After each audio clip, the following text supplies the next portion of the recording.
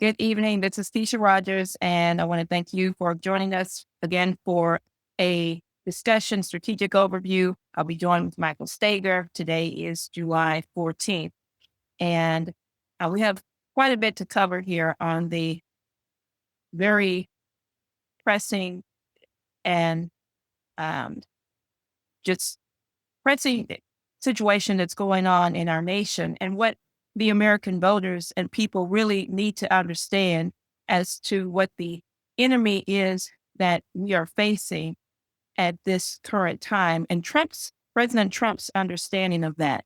But what I actually wanted to start off with, which I think Michael and I were speaking earlier, and just in terms of how to think about where we are and how to situate the world situation today. First of all, I want to start off, if people missed it, yesterday, you can find this on whitehouse.gov. Many of you may have remembered that it was the 1 year anniversary of the uh, attempt on President Trump's life. And this was at Butler, in Butler, Pennsylvania. And President Trump actually gave a made remarks on the whitehouse.gov website. I'm not going to read the whole thing, but I want to open up with some of those remarks as we get into the discussion and dialogue here. I want to start off with that. He says that 1 year ago today, which was yesterday, the 13th, at 11:16 p.m., 8 minutes after taking the stage on the grounds of Butler Farms to address thousands of Americans gathered at a campaign rally, rifle fire broke out, and an assassin's bullet came into a quarter's inch of ending my life and silencing our movement to restore American greatness. Yet, by the hand of providence and the grace of Almighty God, my life was spared. As we commemorate 1 year since the harrowing events of July 13th, 2024, we affirm that the American spirit has and will always triumph over forces of evil and destruction. And he goes on to talk more about what happened that day, pay tribute to the life of Corey Capatore, and then he ends the message by saying, "It remains my firm conviction that God alone saved me that day for a righteous purpose, to restore our beloved republic to greatness and to rescue our nation from those who seek to ruin it." 1 year after the attempt on my life in Butler, our country is in the midst of a new golden age. History will remember the would-be assassin for his cowardice and failure, but the magnificent legacy of the heroes of July 14th, 2024 will forever be etched upon the hearts of our nation. Today we pay tribute to the spirit of love, unity, and resilience, and we proclaim with one voice the epic battle cry that has reverberated all across the world.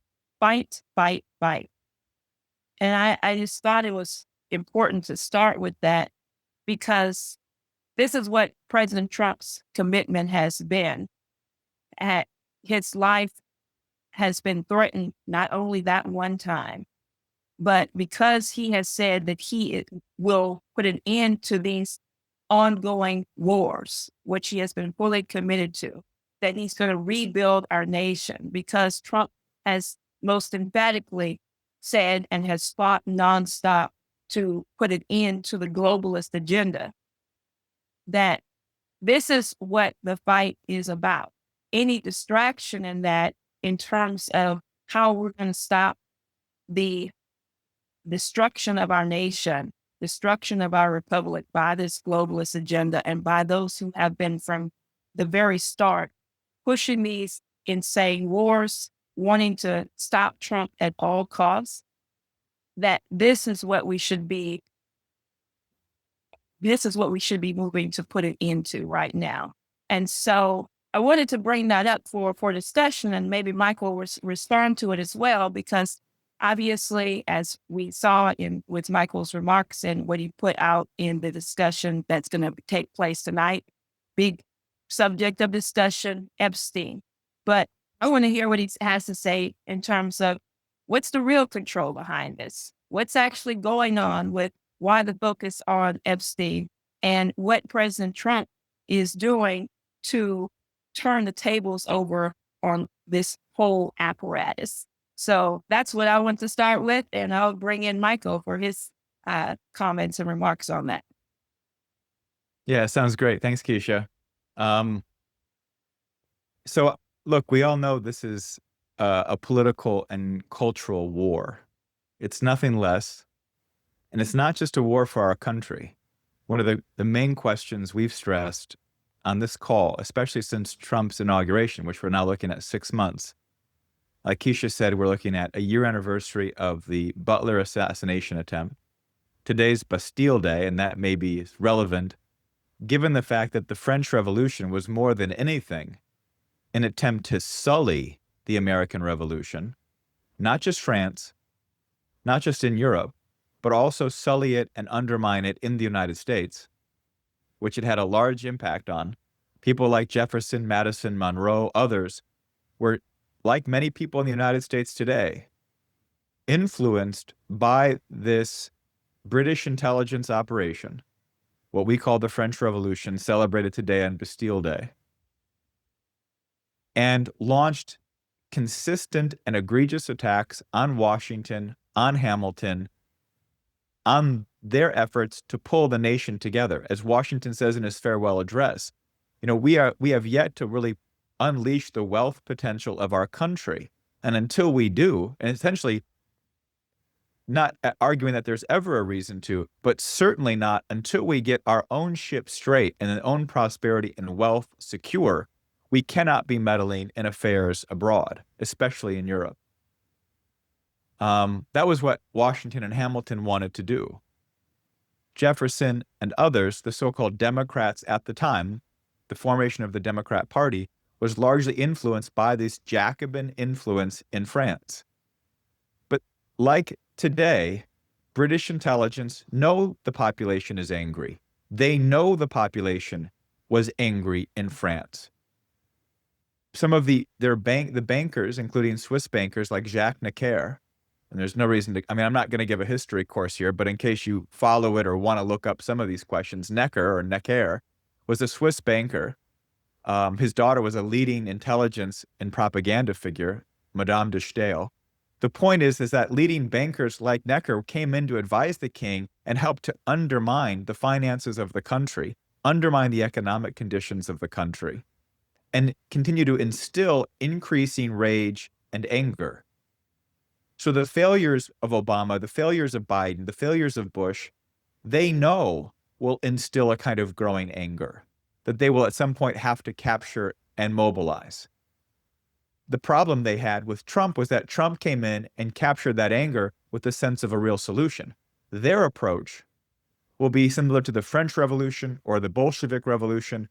It'll be a kind of chaos or a black oligarchy controlling things from behind the scenes, even with a purported new democratic or communist or proletariat government.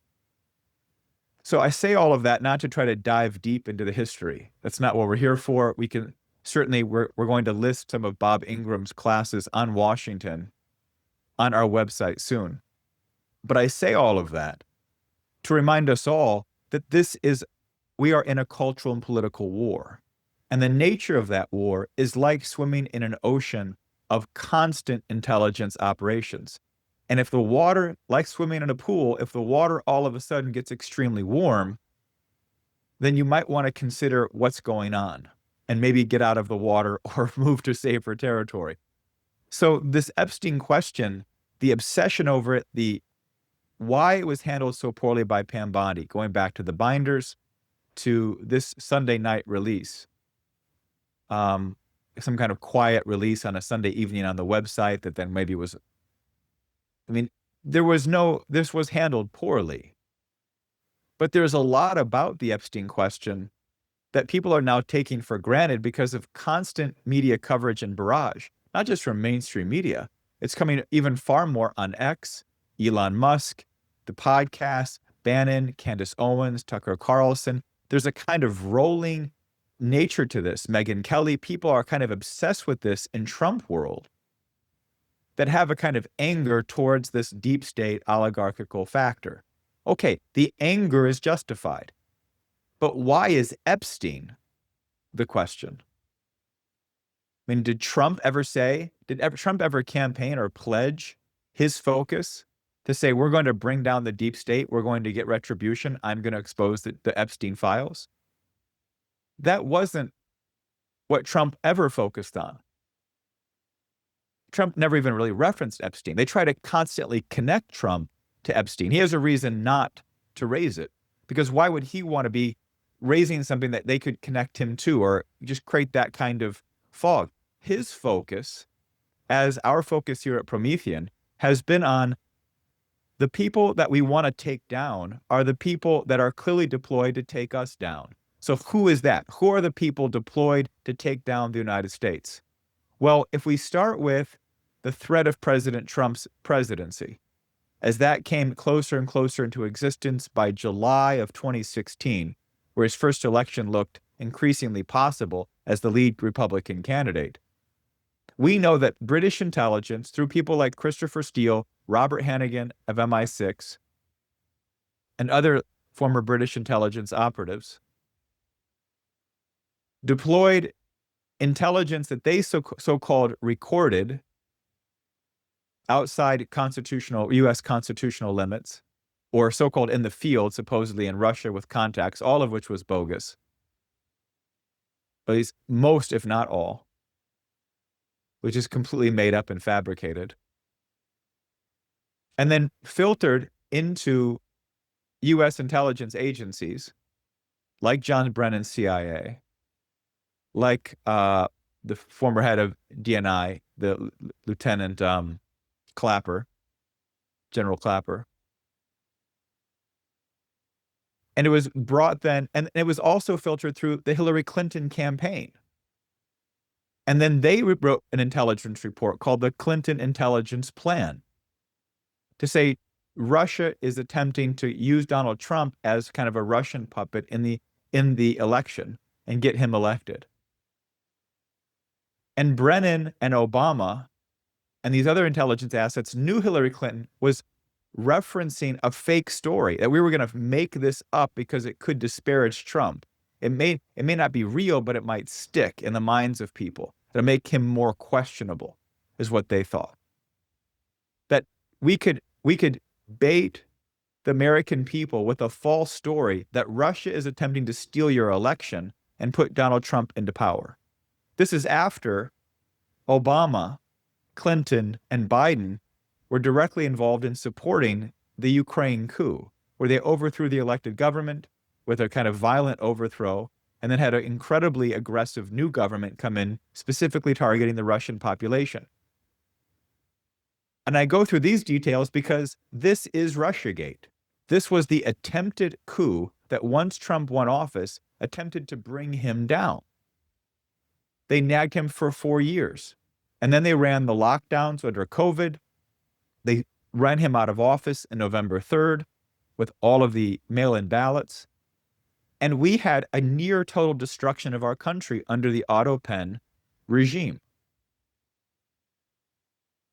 During that auto pen regime, we then launched a war with Russia. You could say, well, Russia launched it against Ukraine. Russia was saying, if you don't give us guarantees of Ukraine's involvement in NATO, your involvement, which, let's be clear, what does Ukraine's involvement in NATO mean? If Ukraine joins NATO, it means that U.S. military capability at any threshold can deploy into Ukraine. There's no limits on the buildup. It's complete open military alliance capability, like we have in the Baltics today. So Russia said, look, this has been a red line now for 15 years. In 2022, 2021, it was about 15 years where Russia said this was a red line.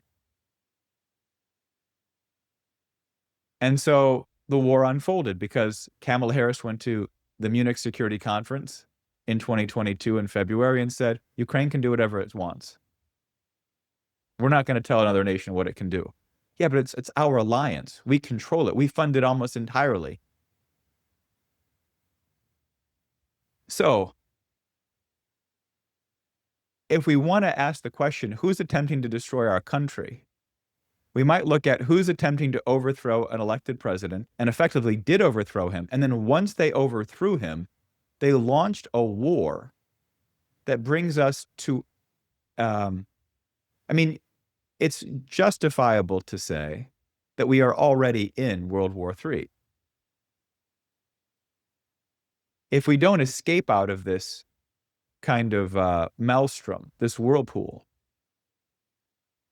we are clearly on a pathway of a World War III. That was the basis of removing Trump, is that he would talk to Putin, he would meet with him, he would resolve this Ukraine coup. Remember, this was the first impeachment question was over a call to Ukraine and regarding the corruption of Joe Biden and Obama in Ukraine, and asking Zelensky to understand more about what was actually happening. The pay to play for Biden. If you don't do this, we won't give you the money.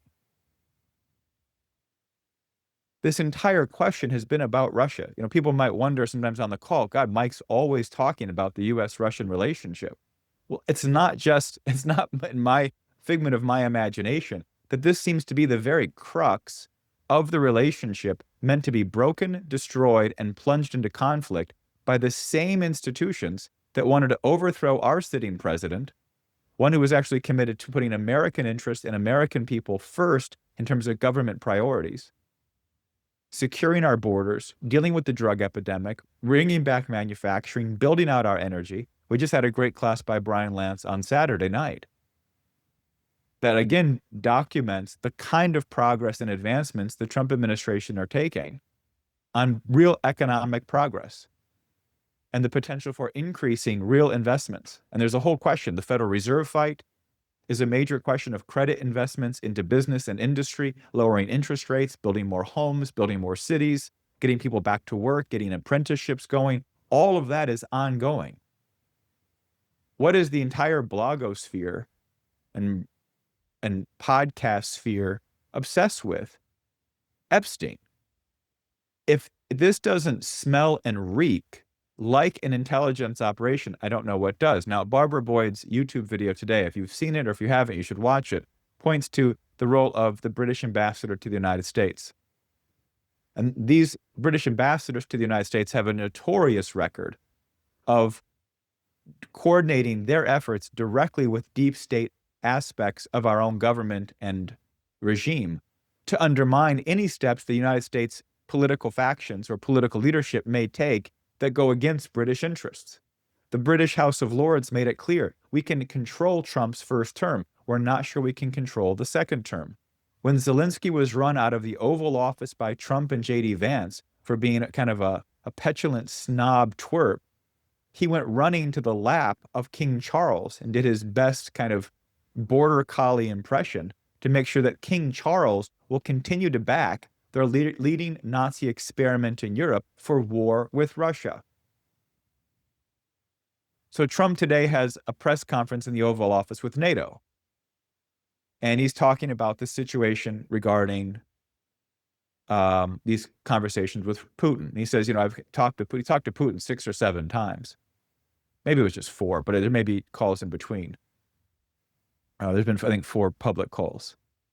Every time he says, I have a call, he said today in the Oval Office, I have a call, and it goes great, and then Putin ends up bombing Ukraine. Well, Trump very well knows and has said it previously, this is war. And until the war stops, they're going to keep killing each other.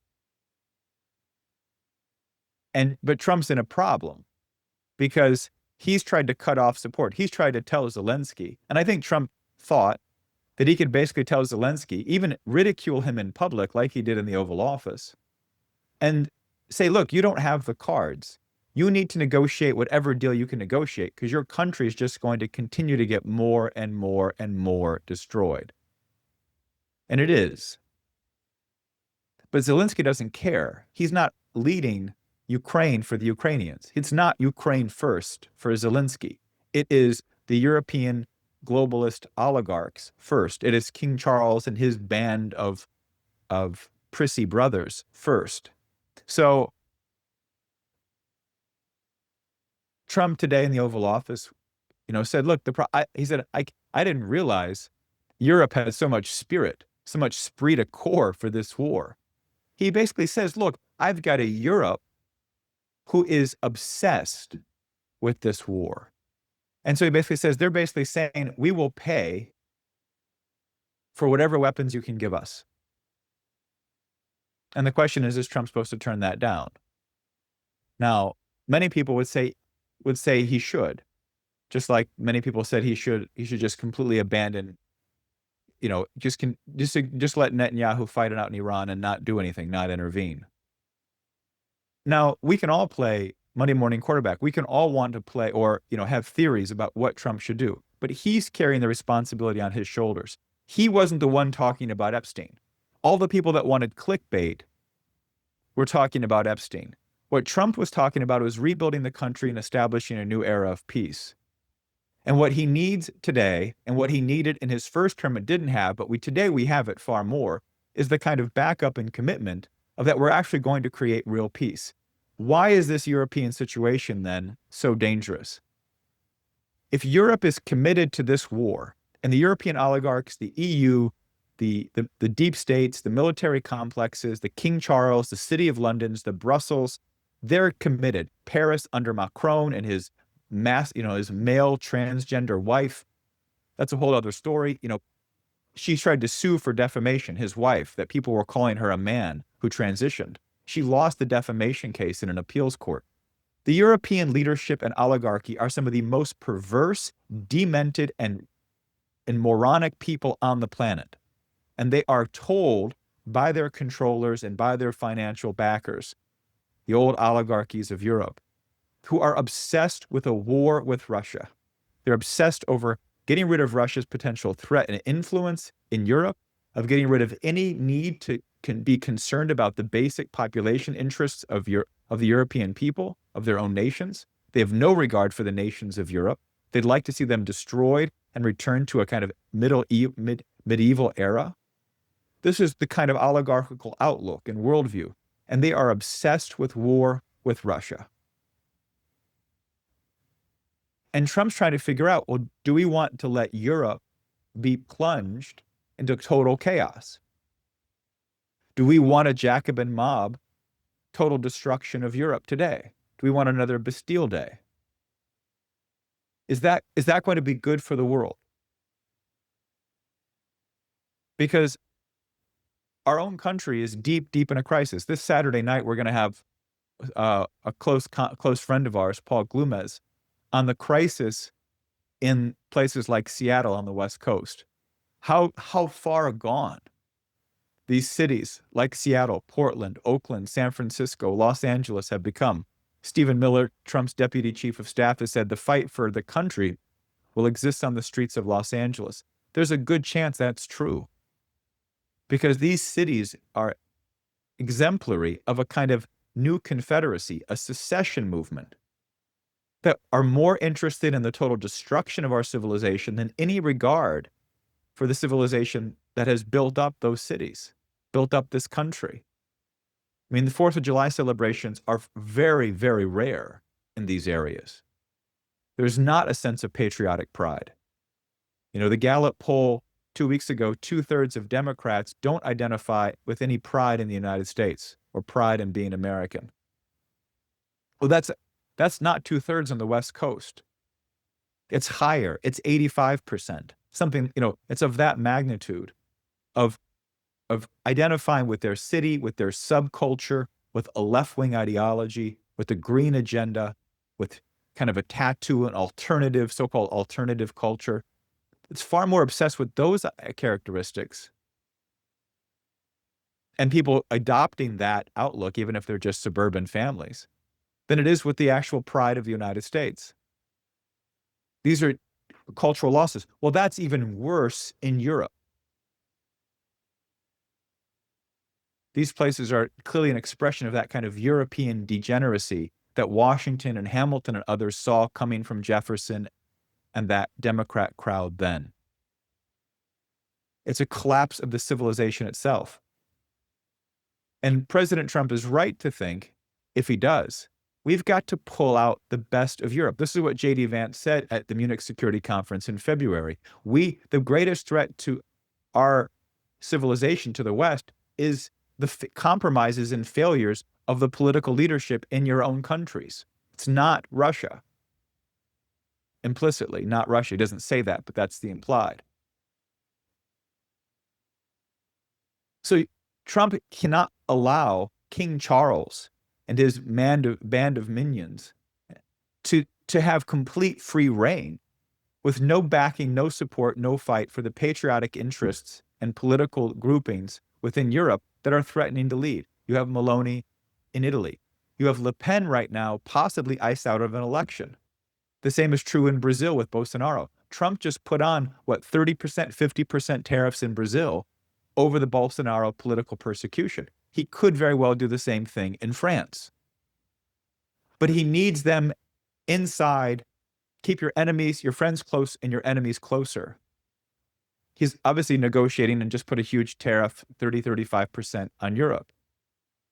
He's continuing to negotiate with these countries, but he can't let them run wild. So he's giving Russia 50 days to negotiate a peace deal. That puts us into early September. Or he'll put on 100% secondary sanctions. That means secondary sanctions mean any country doing trade with Russia, maybe on specific areas like the petroleum, which is where China and India have been the biggest buyers, which would mean that anything India and China try to import into the United States or export into the United States would be tariffed at an additional 100%. So prohibitive. They probably wouldn't want to continue to do business with Russia. Russia's got a 10% inflation rate. They've got a slowing down of growth. Only about a third of their businesses are looking to invest. That's down from 50% a year ago. So, Russia's in a bit of a pinch. They're in a war. So we're going to have to see how Putin and the Russians respond to this. They know that this Ukraine situation is an existential threat. And what they don't see yet in the United States, and Barbara featured this on her YouTube video today, something Tulsi Gabbard said at a conference over the weekend. She is fighting the deep state every day. They are fighting us, and we are fighting back every day. There is a real sense of political warfare within this administration towards the efforts to prevent them from acting in the American people's interests and of essentially reorganizing the world. Because that is what the goal is. Whether we identify it or not, the enemy certainly does. Their goal is to control the global economy. That doesn't just mean financial markets, steel and aluminum, natural resources, food production, and so on.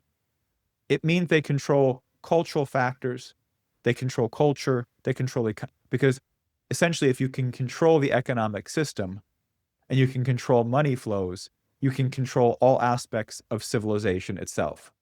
That's the very essence of what globalization is. It isn't just free trade.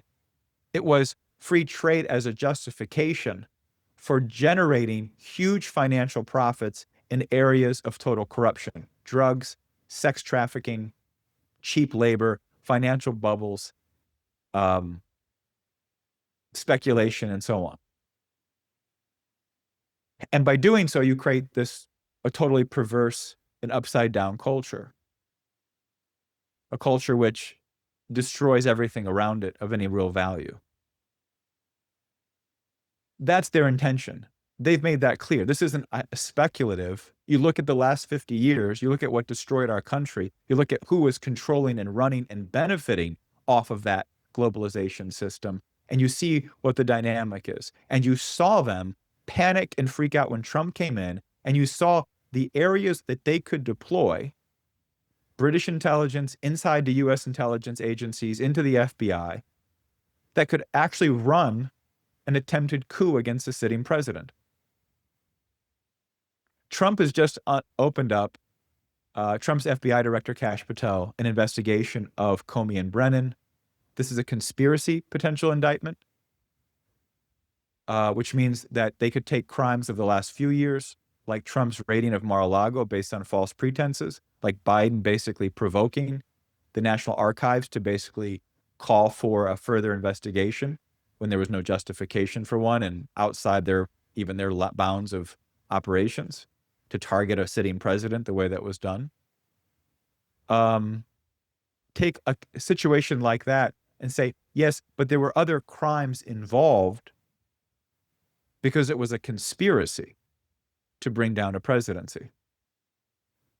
And this may not then merely be tried in Washington, D.C., which has a fat chance of indicting or getting convictions of anyone, but because of something like the Mar-a-Lago raid would give it premise to be something that is tried under a grand jury in Florida or elsewhere outside of Washington. And it's a conspiracy that goes back to that July of 2016, when Brennan walks in full well knowing Hillary Clinton is making up lies about Trump to smear him in the campaign about Russia, and briefs Obama as if the threats of Russian control of Trump are real. And Obama signs off on it, and the coup opens up. And then, of course, it expands, as we know, into Trump's presidency, and certainly into the transition period where Obama basically holds a huge Oval Office meeting to do everything possible to undermine Trump, including Michael Flynn. You know, we can recount a lot of the things that happened back then, all which were terrifying in terms of reviving the country. But we have prevailed. We have prevailed through all of this. We prevailed through the autopen regime.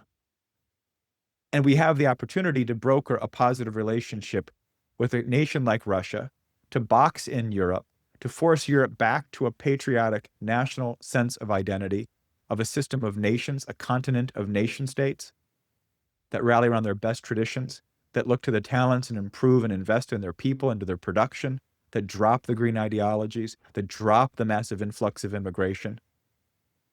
But this is a fight, because it's a fight that we're looking to determine the global economic system. That's implicitly what the United States has been. When we picked our revolution, we picked a fight with a different idea of what human existence was and how political systems and economic systems should be organized based on that different conception. Were we simply cattle to be driven like beasts of burden, or was there something divine in man that made us equal, that allowed us to contribute not just our backs and strength and muscles, but also inventions, discoveries, machines, infrastructure, building a civilization that changed the powers of our productive capability, a real science of economics. You know, it's not out of the question. You know, everyone gets many people get freaked out about Zionism in terms of Israel. That's understandable because it has this kind of, you know, history going back, the Jews were kicked out of Israel, 2,000 years ago. So it has this question to it. But that doesn't mean I'm challenging Israel's right to exist. I'm not. But I would say that when you look at the Pilgrims and their outlook, they looked at the Promised Land as this new continent. And I say that because it invokes a sense that they were conscious of building a new kind of civilization based on that higher Judeo-Christian conception of man, the concept from Genesis, the concept from the New Testament, from the Gospel of John. That they were going to build something of that nature. And once we decided we were going to fight to the death to establish that under law with our Declaration of Independence and then our Constitution, we were picking a fight to say which direction was the world going to go. Would it continue to live under oligarchical power, or would a different conception of an idea of human existence now come to dominate planet Earth?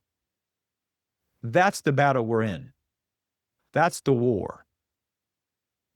And President Trump has an intuitive sense of that. To what extent he might ever give a lecture on it, I don't know.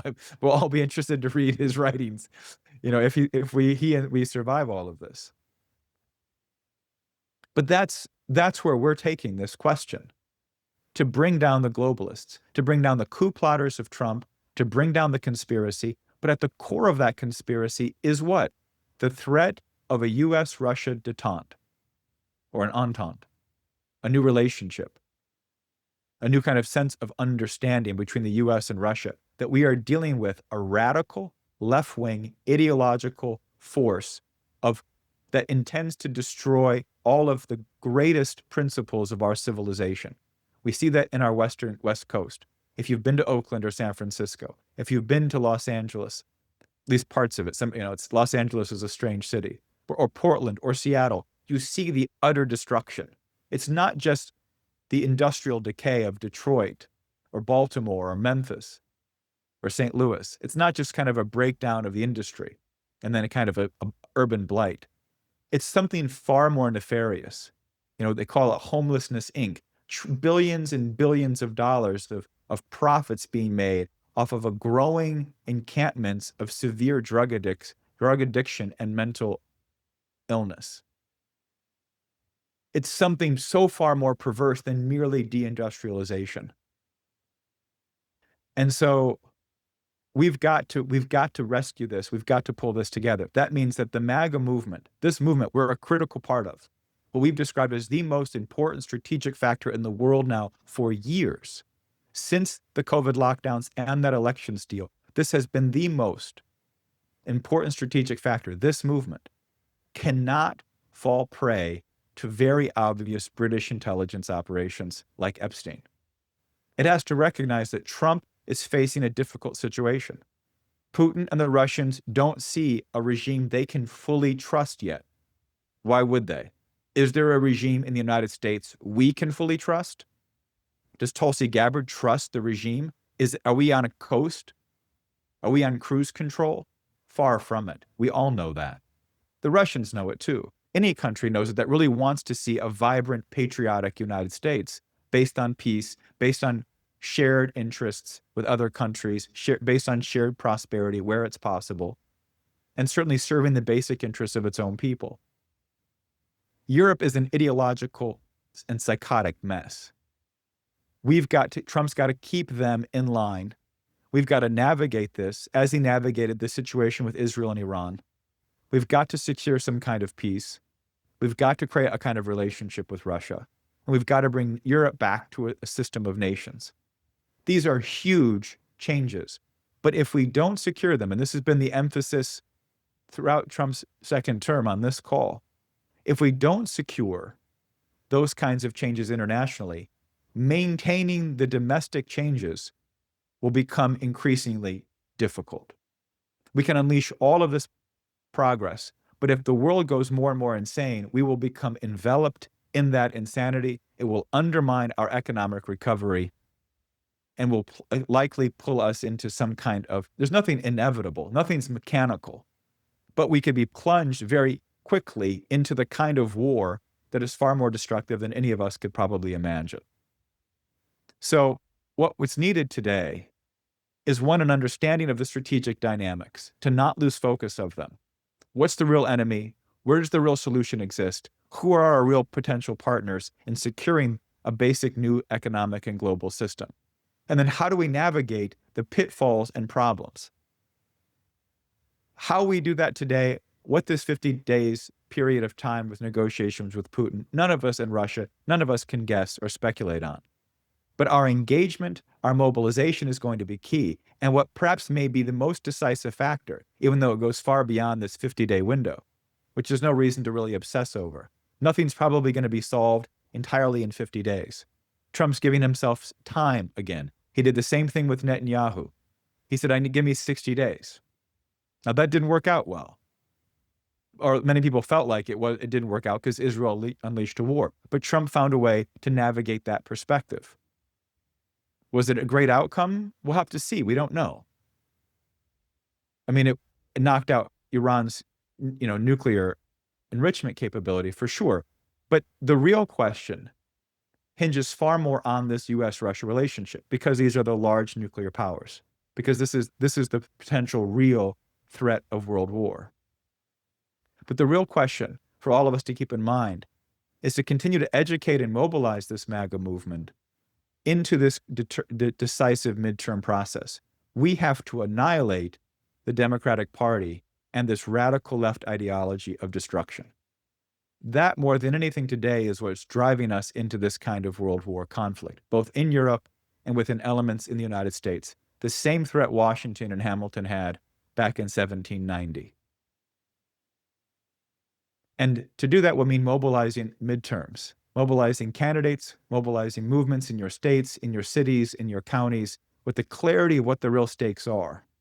Not getting caught up in accepting the terms of debate that the media or the blogosphere or the podcast sphere or anybody else imposes, but using our kind of insight, our strategic assessments that have been proven true to be the basis of the kinds of interventions and discussions for candidates and campaigns. And so I think that's kind of what I wanted to say tonight. I'm sure a lot of you have thoughts and questions, so I don't know if that was definitive, but I think at least that's the terms for a healthy discussion about how we deal with all of this. Not make too many assumptions about it, but be as constructive and active as we possibly can.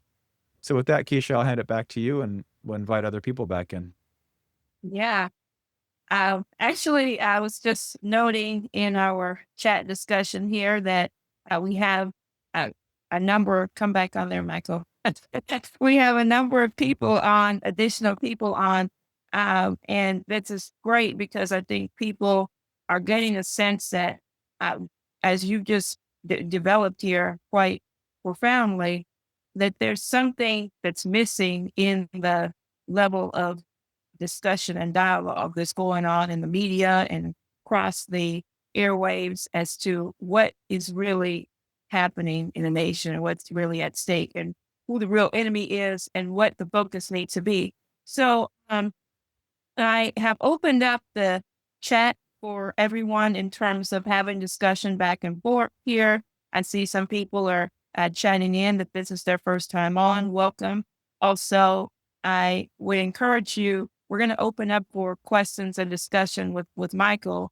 And in just a second here, if this is your first time on, you want to ask a question, press *9 if you're on a phone line. And then when I call on you, press *6 to unmute yourself and tell us your first name and where you're calling from. If you're on the computer, you can use the raise hand feature at the bottom of the screen. And we'll take your questions here in just a moment. I did want to show something that I showed the other night. If I can just pull it up here on a platform that we just put out and are going to make widely available as we really go into this 2026, defining the terms, the policy platform for the 2026 election campaign candidates. And this is being discussed already across the board. And we'll talk more about this. This will be more of an aspect of the Promethean PAC Political Action Committee. But let me get this up real quick. Here we go.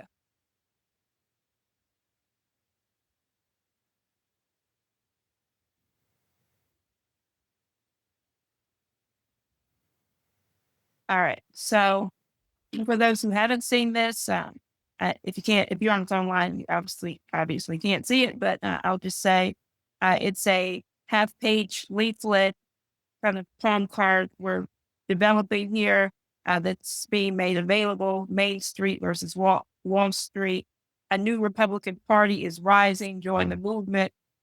Rebuild America. Put our workers, our security, and our future first. And it goes through the platform of President Trump's new Republican Party, a return to our roots, what the American system is, and McKinley, Lincoln, so forth.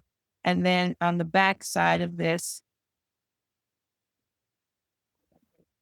there we go. The basics, the new versus the old, and really outlining that what the new Republican Party of President Trump represents versus the GOP wing of the Uniparty, and why we have to shut this down, stopping the forever wars and Wall Street bailouts and destruction, and bringing forth commitment to putting America first, protecting our economy, manufacturing.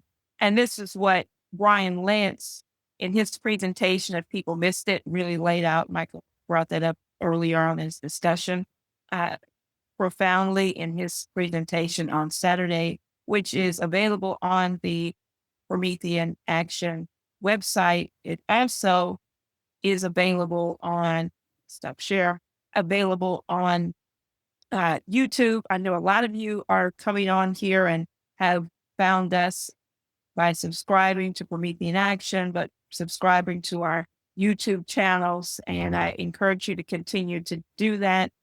Brian's presentation, you can find that on Promethean Action in depth with all of the classes and discussions, along with us the updates that Susan Kokinda and Barbara Boyd are putting out. And be sure to subscribe to those and subscribe to Promethean Action overall. And we really appreciate the subscribers who have made financial contributions to what we're doing.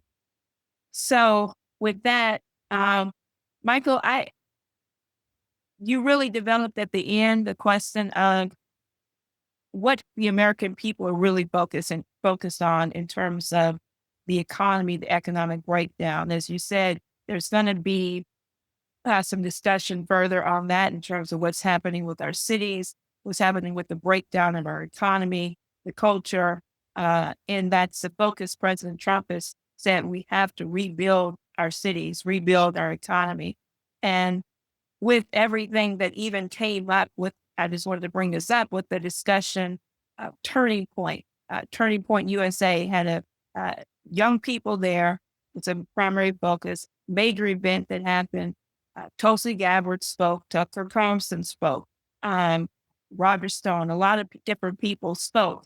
And of major points that were brought up, the focus the young people have, and Tucker Carlson, on top of everything else that he said, made this point, which is worth noting, and has gotten some major response and traction, which is that young people can't afford homes.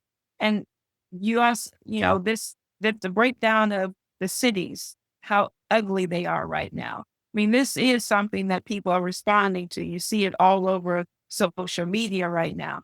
A lot of this is we have a shortage of houses, and Brian has gone through that quite substantially. So I want to bring that into the discussion is, what should be the focus, especially of candidates, of people going into the 2026 election, to say, what are you going to do to revive our economy?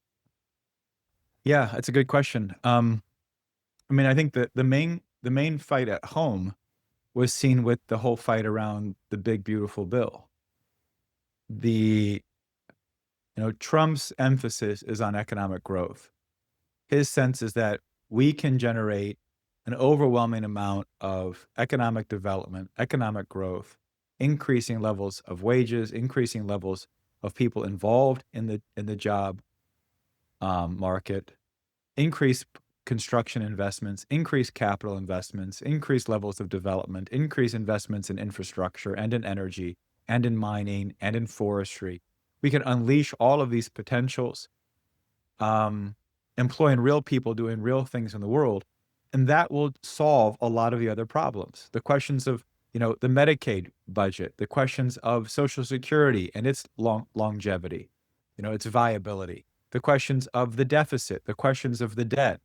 There's only one way to solve all of that, and it's not monetary questions. It's not cutting things. It's not reducing things. It's, can you invest in areas where there is real viable growth, where that the things that are going to be done are going to create the ability to do more in that area and set a platform for new technologies, new industries, and new capabilities. Because the problem is, if you focus everything into finance and Silicon Valley, like social media and finance, there's very little that can be done that employs a large portion of the American people. But if you invert that and say, if you focus on things which are physically productive, mining, forestry, providing new supplies for housing production, building new infrastructure, building a large number of power plants, including nuclear plants, including building new electrical equipment for power lines and electrical distribution, your waterway systems, rail systems. When you're building these kinds of things, like with people like Carnegie or George Westinghouse in that late 19th century, the Alexander Graham Bells, what becomes the Edisons, what becomes the Fords, they came out of an environment where, because of that increased level of broad production, including manufacturing, farming, industry, and infrastructure, which is a huge kind of demand. It's like a war-like demand when you're building large infrastructure systems. Like the Henry Kaiser shipyard. You had to build the shipyards first before you could even build the ships, and that had a quality of infrastructure development. That employs so many more people. And it takes people that may even have like a high school education, but they get to know how a productive process works. They see how it can be drastically improved, and they set up their own company. This is George Westinghouse. This is kind of Henry Ford. This is the Dodge brothers. This is the history of the American economic miracle that Hamilton recognized as kind of that American genius, that quality of not just the ability to deal with maybe conceptual ideas, but the ability to deal with and know how to improve and master the principles of machinery and advance that. That has the application to every nook and cranny of our country. Where it doesn't really apply today would be these inner cities. The New Yorks, the Bostons, the San Franciscos, the Seattles, the LAs, the Portlands. You've gutted these places of real production. You've turned them just into finance, just into social media, just into kind of gig work and make work and restaurants and service work. But anywhere where there's actual production, which is practically that big red map of the counties in our country in election years, all those productive areas are the places where you're going to see an increasing, flourishing level of economic production and development. And that's what Trump's big, beautiful bill is fighting over. Not austerity, not federal government spending, which was done on steroids under Biden and Obama. Just massive government spending, including the bailouts. And then the other crux and so that's going to play a big factor. And the more we can have candidates and people engaged in making sure that this midterm is an increasing level of support for Trump on those issues. Because what we need is a regime committed to that, not a regime obsessed over some sex addict, psychopath, intel operative who we shouldn't even be discussing. Focus on how are we going to improve the lives, but also improve the productive powers of the American people, and how Trump is doing that. And Trump's commitment is that. And that our nation's commitment should be that. And that our entire workforce in government, whether you're at the Department of Education, Department of the Interior, environmental regulation, anything, should be how do we improve the lives and productive powers of the American people? Now, one of the fights that's also coming up, and I want to get people's hands up, so I'll cut my remarks short on this, but just to touch on it, is the fight around the Federal Reserve. This fight is going to be big. There was a fight during the Great Depression to create credit banks at Federal Reserve branches. So like in Detroit, where I'm at, there's a Federal Reserve branch. I think it's the one out of Cleveland. It's Cleveland or Chicago. I think it's Cleveland. And so there's the 12 Federal Reserve banks. Then there's also branches that come out of those to have credit facilities. What's a credit facility? Well, instead of a monetary facility, which means the Fed might print money or create a certain loan that goes to Wall Street banks or foreign banks, and merely half of all the money the Fed is paying out in bailouts or in services today. The Fed just paid $600 billion in the last 3 years. It's in the red. It's running at loss. It's practically, insolvent. Unprecedented, even in the Federal Reserve's history, that it's this incompetently run, largely just to destroy Trump and destroy the country at the point where we could see a real revival. This is becoming a real fight. And Trump's ability to put pressure on the Federal Reserve System and on Wall Street to start serving these economic growth interests, not finance, not private equity, not social media, but actual physical production in every county in America. Because that's how you rebuild the healthcare system. That's how you get people off of Medicaid. That's how you get the productive workforce going. That's how you get people healthy again. And you build up county hospital systems again. And you build up infrastructure systems, so roads and waterways, so we don't have floods or the kind of destructive natural disasters. Because we're thinking about these things, we're building the infrastructure that we need. But you need to have that county income. You need to have that economic growth, not just in a few cities and pockets where you have ideological cult regimes, like in Oakland or Portland or Seattle, but actually have them throughout these counties that are potentially vibrant in the real tradition of the American culture. That can be done to the Federal Reserve System. That's a fight to wage. And I think that's going to become something that's going to be worth fighting for. So. Oh, let me respond, because Eliza responded to the Epstein question. I think this gets at the essence. It is not the man Epstein that we care about, Eliza says. And Eliza, we're happy to have you jump in. She says, it's the sex trafficking of children that we care about. I saw the movie Sound of Freedom in 2023. I want to know what is being done to bring child predators to justice. Amen, Eliza. Absolutely. There are 300,000, 500,000 children that have been sex trafficked just across the southern border just over the last 4 years. It is a satanic cultural factor. It is the industry of pornography. It's the porn hubs. It's the so-called fight over free speech, which is really a fight over obscenity. Cartels, yes. Yeah, it's the cartel operation. It's the drug culture. We have unleashed since 1968 a cultural phenomena that is just destroying the very principles of our civilization, our basic moral fibers. Epstein was clearly an indication of that. And the fact that it's something that our elites, our so-called elites, are consumed by, that the culture of so-called the people running our country, why are they so willing to neglect? Why was the Biden regime and the people that were running his regime so willing to let our country be invaded by upwards of 30 million people? Well, because so many of them, or at least the ones who pay their bills or will employ them once they leave government, the oligarchical structures that exist, the Reid Hoffmans and so on, the billionaires we've created out of Silicon Valley and the venture capital funds on Wall Street, the vulture funds on Wall Street, these billionaires that were created out of all this money printing, they are complete psychotic degenerates. And we've empowered these people and put no restraints and no moral standard, no moral sense of judgment on their behavior. And so that has to fundamentally change. But I agree, we've got to clean up all of sex trafficking, and we have to change radically the culture we're living in. And if people care about that, I totally agree. I understand why people are angry and want the Epstein files. But today you can tell this is not about child trafficking. This is about something about that this is the deep state. This is the enemy operation. We've got to pull this string on Epstein. If we don't pull that, we've lost our moral fiber and we've lost our courage to fight this enemy. But Epstein isn't the enemy. Epstein was a psychotic, psychopathic, sexually degenerate idiot who was used and abused by the most dark and evil forces on this planet. Trump was targeted by that same network that controlled Epstein,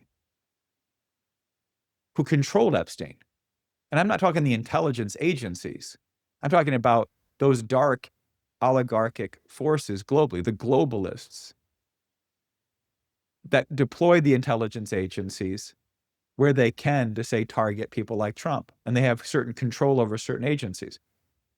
Do they have elements in Mossad? Certainly. Do they have elements in Britain? Absolutely. CIA? Absolutely. Chinese? Other places? I would imagine they do. So I think the question is, if we're going to bring down the people that ran Epstein, that's what Trump's after. And that's who ran Russiagate. That's who ran the coup. That's who's pushing us into war. So I'm not saying people don't have a right to be angry at Epstein. but I'm a little bit, I see an operation at hand by people who may be very well intended. But they're out of their strategic depth then, because we've got to go after the real enemy. So Eliza, I see Keisha just brought you in, so I'll just leave my remarks there and see if you want to jump in and say anything.